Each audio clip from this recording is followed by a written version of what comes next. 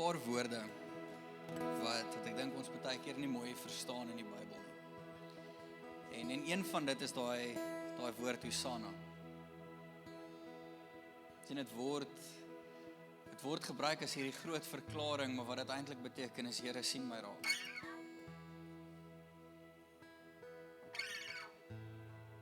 Ek wonder hoeveel van ons staan vanoggend hier en is eintlik die uitroep van ons harte is dat die Here ons vanoggend net moet kom raak sien. Net moet kom stil staan. En Vader, dankie dat ons kan weet U sien raak. Dankie dat ons vanoggend kan verklaar dat U 'n God van nabyheid is. Vader, dat U die een is wat kom aanraak. Dat U nie ver sit en net wag om ons te straf vir enigiets wat ons dalk verkeerd gedoen het nie. Maar Vader, dat U 'n liefdevolle Pa is. En Vader, ek wil net vanoggend vra die harte vanoggend hier wat eintlik wil uitskree en sê, Vader, sien my raak. Vader, mag U kom naby wees. Mag U kom aanraak. En Vader, dankie. Dankie vir U liefde en dankie vir die tyd wat ons saam kan spandeer. In Jesus naam. Amen. Amen. Ja, julle is welkom om julle sitplekke te neem en ja, so vir die van julle wat nie weet nie, ek en my familie het nogal 'n interessante week gehad. My vrou is swanger, so gereeld moet 'n mens gaan vir scans en al daai goedjies en ons was donderdagoggend was ons vir 'n scan gewees, soos wat jy moet gaan doen. En die gynae was nie heeltemal gelukkig met klein Neve se groei nie. So hulle wou toe 'n paar toetse gedoen het. En basies wat toe gebeur is, daai toetse is duur, so die medies betaal as jy 'n pasiënt is in die hospitaal. So toe word my vrou opgeneem. Sy's daarom hierso, sy's okay, moenie stres nie. Maar wat toe gebeur het is, een aand word toe 2 aande en sy is toe gister eers ontslaan en daar was hierdie ongelooflike gevoel van, kan ek net asseblief vir 2 minute in beheer wees van wat hier aangaan. Maar tog is dit glad nie wat gebeur het nie. En in hierdie proses is daar iemand op ons span hierso, julle sal sien nie agter my staan, wat toe met die Here gesels het oor, maar wat kan sy doen om te help? En in hierdie tyd waar ek en my familie nie daarby sou kon uitkom om ordentlik te kon voorberei vir vanoggend nie, werk die Here in haar hart. En as julle vir Aletta ken, wat sy vanoggend gaan doen is verskriklik baie buite haar gemaksone. Maar dis sy wat gehoorsaam is aan die Here wat gesê het, dit is haar manier wat sy moet help. En hoe sy ons familie ook ondersteun in hierdie tyd wat ons nou deur was, hierdie afgelope paar dae. So, voordat ons met hierdie reeks aangaan, wil ek julle vra om net vandag genade te hê met Aletta. Ek maak eintlik 'n grapie as ek dit sê, ek weet sy gaan kry doen. Nee, ek wil julle vra om net regtig waar vanoggend julle harte oop te maak. En raak te sien wat gebeur wanneer ons beheer oorgee. Wat gebeur wanneer ons die Here toelaat om vir ons te sê watter stap om te neem, wat om te doen, maar wanneer ons ook gehoorsaam is aan dit. So vriende, ek hoop julle geniet die diens vanoggend. Aletta, oor aan jou. Goeiemôre julle. Voor ons begin, hierdie ding feedback heavy. Voor ons begin, wil ek julle 'n vraag vra. So wie hou daarvan om in beheer te wees van sekere situasies in hulle lewe? Ek het met Patrick gepraat, hy het gesê hy gaan nie omkyk nie, so jy kan met die waarheid praat, né? Steek maar jou hand op. Okay. So een van die grootste illusies waar volgens ons lewe, is die idee van dat ons in beheer is. Ons hou van planne, ons hou van sekerheid.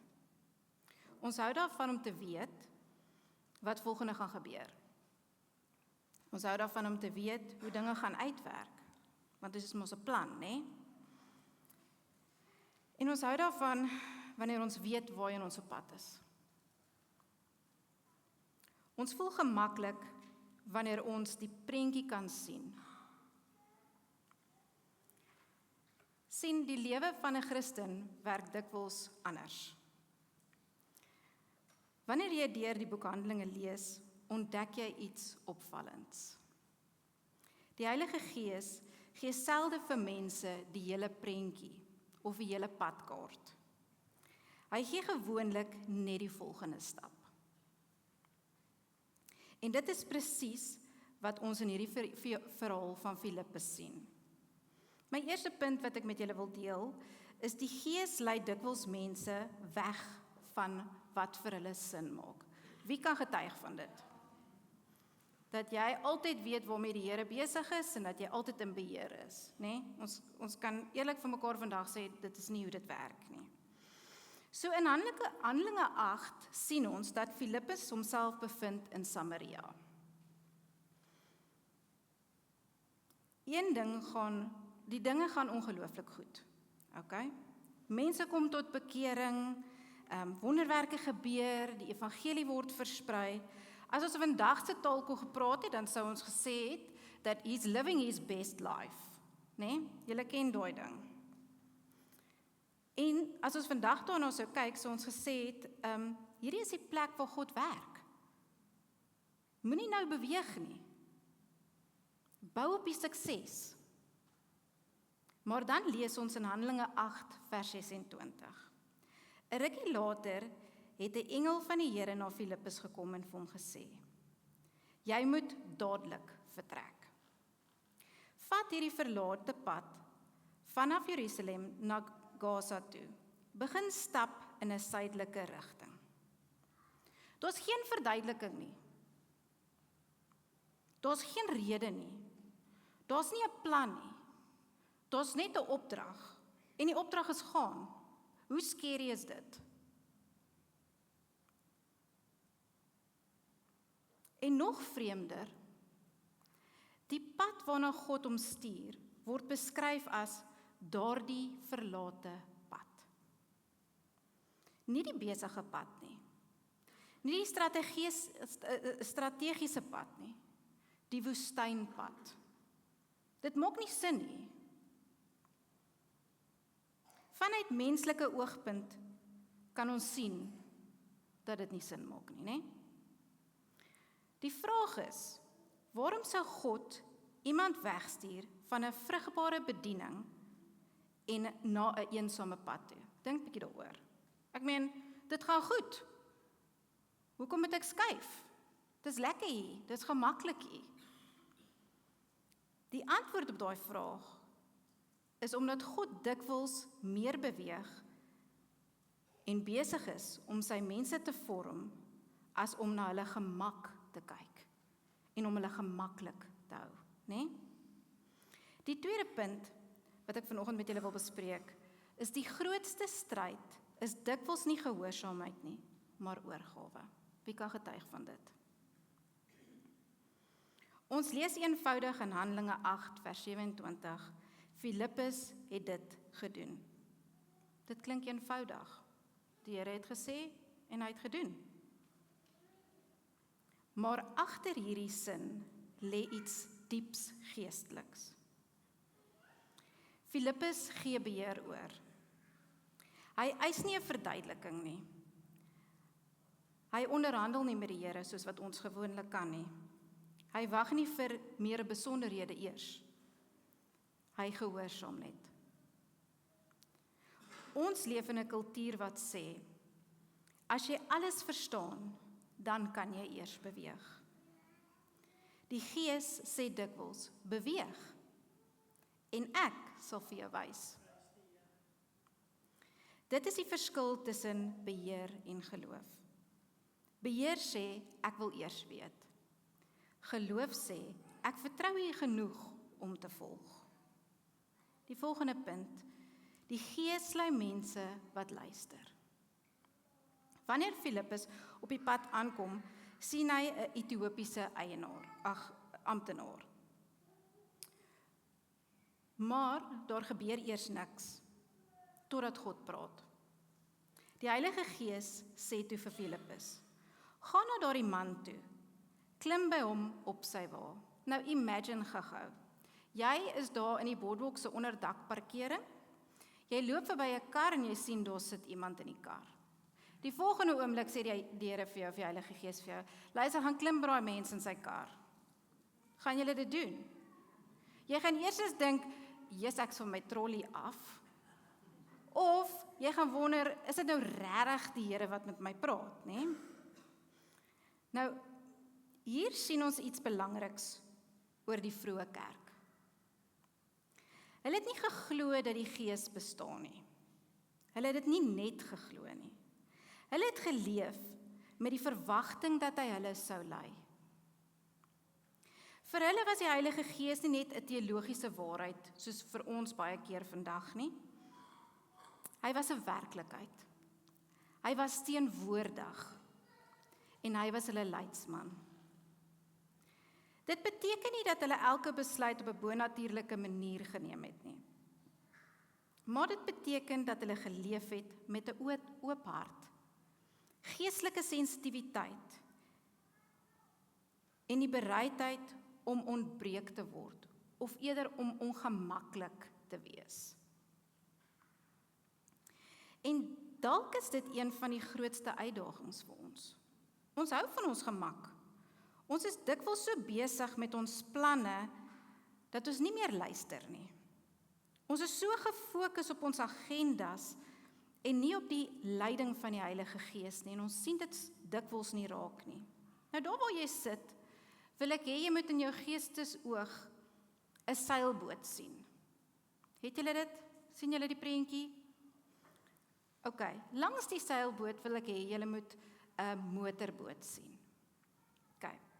Nou die motorboot beweeg deur sy eie krag. Hy het motors aan sy boot, so hy beweeg, né? As jy die knoppie draai, dan gaan hy. Die seilboot beweeg slegs deur wind. Die kaptein van die seilboot kan nie die wind beheer nie. Hy kan ook nie die wind self vervaardig nie. Hy kan nie die wind manipuleer nie. Maar hy kan slegs die seile regstel. Hy kan homself posisioneer om deur die wind gedra te word. Baie Christene probeer die geestelike lewe leef soos 'n motorboot. Meer inspanning, meer beheer, meer selfvertroue. Maar die lewe van die Gees lyk meer soos 'n seilboot. Dit begin met oorgawe. Sien, God se plan is groter as ons sigveld. Filippus kon nie sien wat God besig was om te doen nie. Al wat hy gesien het, was 'n man op 'n wa. God het gesien 'n soeker. God het 'n oop hart gesien. God het 'n nasie gesien wat die evangelie sou ontvang. Filippus het nie die volgende stap gesien nie. God het die hele prentjie gesien. Dit is dikwels hoe die Gees werk. Ons wil die eindbestemming sien as mens. God wys vir ons die volgende tree. Ons wil die hele plan of prentjie hê. God gee die volgende opdrag. Ons wil sekerheid hê. God nooi ons na vertroue. Die laaste punt wat ek wil maak, is gehoorsaamheid maak ruimte vir God se werk. Die verhaal eindig met een van die mooiste ontmoetings in Handelinge. Die Ethiopiër hoor die evangelie. Hy glo. Hy word gedoop en sy hele lewe verander. Dit alles begin by een eenvoudige daad van gehoorsaamheid. Filippus het gegaan. Die wonderwerk begin nie by die doop nie. Dit begin by die oorgawe. Jy sien, hier lê 'n belangrike waarheid vir ons. Baie keer wag ons vir 'n groot geestelike oomblik. Ons wag vir 'n stem uit die hemel. Ons wag vir iemand om vir ons te profeteer. Maar ons vergeet dat God werk dikwels deur eenvoudige gehoorsaamheid. Een gesprek, een stap, een uitnodiging, een daad van vertroue. Die Gees soek nie eerstens briljante mense nie.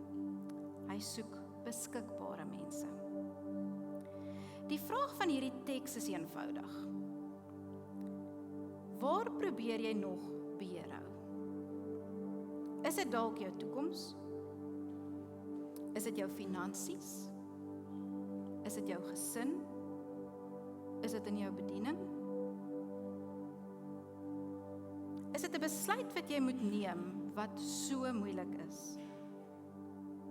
Of is dit oor die roeping wat God op jou hart geplaas het? Die probleem met beheer is nie dat dit ons sterker maak nie. Die probleem met beheer is dit maak ons moeg. Want ons dra laste wat nooit bedoel was vir ons om te dra nie. Die Gees nooi ons na iets anders. Hy nooi ons nie na passiwiteit nie. Hy nooi ons nie na onverantwoordelikheid nie, maar na vertroue. Die vertroue dat God reeds werk waarheen hy ons stuur. Ons lees in Psalm dat die Here is al reeds in ons toekoms, né? Hierdie week wil ek julle uitdaag. Begin elke dag met hierdie eenvoudige gebed. Heilige Gees, waarvoor wil U my vandag oopmaak? Hoe wil U my gebruik vandag? En wanneer God jou aandag vestig op 'n persoon, 'n gesprek, 'n geleentheid om te dien, 'n stap van gehoorsaamheid, moenie net vra, maak dit sin nie, want meeste van die kere gaan dit 10 teen 1 nie. Maar vra ook, lei die Gees my. Wat is God jou wil gebruik? Soos wat hy vir Filippus gebruik het. Op 'n onwaarskynlike manier. Om iemand te ontmoet. Om iemand se lewe te verander. Om iemand se hart aan te raak. Ek sluit af. Filippus se verhaal gaan nie eintlik oor die Ethiopiese amptenaar nie. Dit gaan oor wat gebeur wanneer iemand leer om die Gees meer te vertrou as sy eie beheer. En die waarheid is, ons groei nie baie wanneer ons alles verstaan nie. Ons groei die diepste wanneer ons leer om God te vertrou in die oomblik wat ons juis nie verstaan nie. Ons sê gewoonlik vir die kliënte in berading dat wanneer jy nie groei nie, is jy dood. Groei is nie lekker nie, groei is ongemaklik, groei is partykeer baie moeilik, maar is so nodig. Die Gees roep ons nie net na meer kennis nie. Hy roep ons na meer oorgawe. Ek sluit af. Die Gees lei nie net mense wat beskikbaar is nie. Hy lei mense wat bereid is om oor te gee. Amen.